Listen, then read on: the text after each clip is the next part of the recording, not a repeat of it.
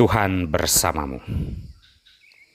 Inilah Injil suci Yesus Kristus menurut Lukas, bab 12, ayat 54 sampai dengan 59.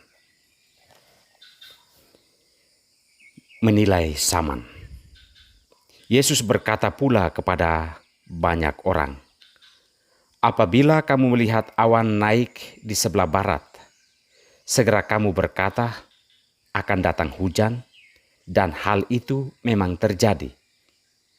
Dan apabila kamu melihat angin selalu bertiup, kamu berkata, hari akan panas terik, dan hal itu memang terjadi. Hai orang-orang munafik, rupa bumi dan langit, kamu tahu menilainya. Mengapakah kamu tidak dapat menilai zaman ini? Dan mengapakah engkau juga tidak memutuskan sendiri apa yang benar? Sebab jikalau engkau dengan lawanmu pergi menghadap pemerintah, berusahalah berdamai dengan dia selama di tengah jalan, supaya jangan engkau diseretnya kepada hakim, dan hakim menyerahkan engkau kepada pembantunya, dan pembantu itu melemparkan engkau ke dalam penjara. Aku berkata kepadamu, engkau tidak akan keluar dari sana sebelum engkau membayar hutangmu sampai lunas." Demikianlah Injil Tuhan.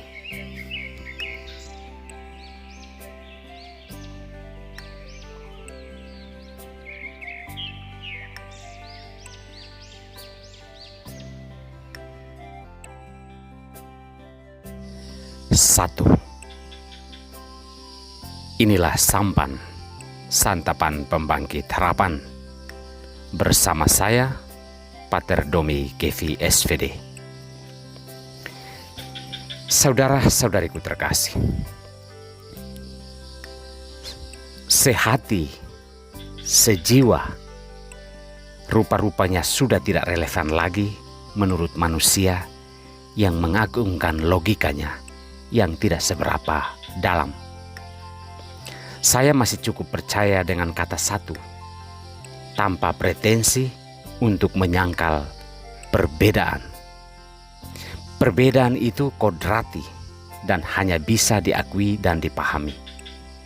Jika kita cenderung untuk menghilangkan satu pemahaman tentang sebuah pandangan hidup yang benar, maka kehidupan kita akan terpecah-pecah dan rentan terhadap keretakan. Saudara-saudariku terkasih, sabda Tuhan hari ini menuntut sikap kita terhadap pandangan hidup yang mestinya satu, demi kebaikan bersama dan demi keselamatan. Yesus meminta kita untuk membuat keputusan terhadap kebenaran. Jika kita masih hidup dalam rasionalisasi pembenaran diri, maka kita belum sampai kepada kebenaran hakiki. Dan jika kita masih hidup terpengaruh oleh kebenaran yang dibangun dalam sebuah organisasi atau sebuah komunitas tertentu, maka kita belum sampai pada kebenaran yang hakiki. Yesus mengambil contoh tentang perdamaian dan saling memaafkan. Hal ini seharusnya menjadi satu pemahaman. Setidak-tidaknya paham bahwa berdamai itu adalah hal yang terbaik. Maka masing-masing perlu menyingkirkan ego, kemenangan diri, atau pembenaran diri. Bagi Yesus, hidup ini harus memiliki keputusan sendiri terhadap kebenaran. Dan kebenaran yang kita pahami itu harus menurut ukuran Tuhan yang berdiam di dalam hati nurani yang baik dan benar.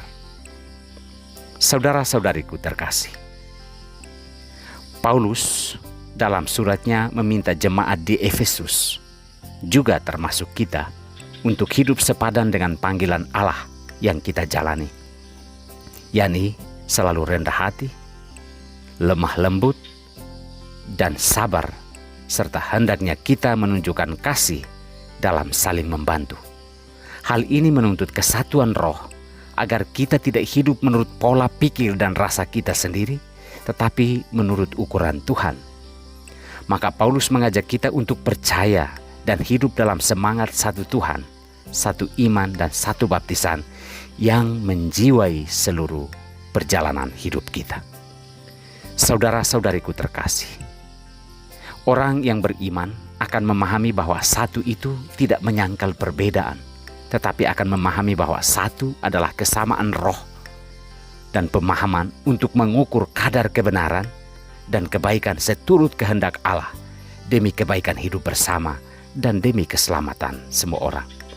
Kita perlu memutuskan sendiri kebenaran berdasarkan kesatuan roh dalam diri kita. Saya masih percaya pada kata satu, yaitu satu keluarga, satu komunitas, satu rumah tangga, satu organisasi, terlebih satu iman.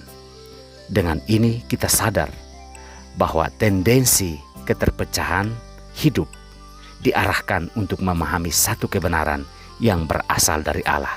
Dengan demikian, kita akan berdamai di pertengahan jalan pesiarahan kita di dunia ini menuju keluarga besar Allah di surga. Tuhan memberkati kita semua.